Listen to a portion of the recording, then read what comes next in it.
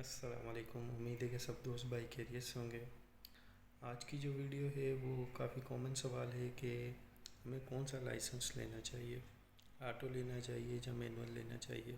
اس سے پہلے ڈیپینڈ یہ کرتا ہے کہ آپ کس پرپس کے لیے لائسنس لے رہے ہیں۔ آپ اپنے آفس ورک کے لیے لے رہے ہیں، آپ صرف آفس ورک میں آنے جانے کے لیے، اپنی پرسنل یوز کے لیے گاڑی چلائیں گے، تو آپ کے لیے بیسٹ کون سا لائسنس ہے۔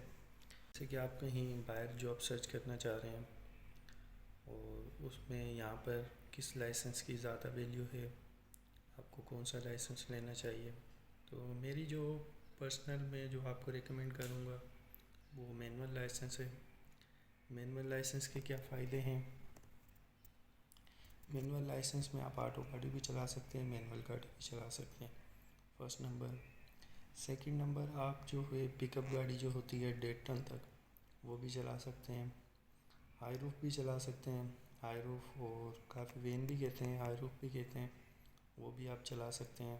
ابھی ایک فرینڈ نے مجھے کہا تھا کہ آپ آٹو لے لیں، آٹو اور مینول کا جو ہے وہ سیم لائسنس ہے۔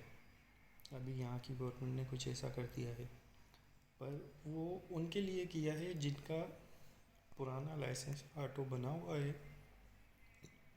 ان کو جو ہے کمپنی یہاں کی جو گورنمنٹ ہے وہ مینول میں شفٹ کر کے دے رہی ہے۔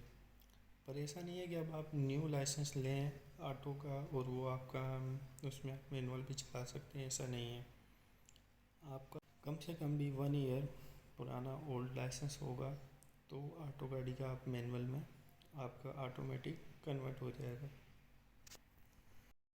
میں جو آپ کو ریکمینڈ کروں گا وہ مینول لائسنس ہے، کیونکہ مینول کا جو ہے وہ ویلیو بھی ہے، اور مینول میں کافی آپ آٹو گاڑی بھی چلا سکتے ہیں، مینول بھی چلا سکتے ہیں۔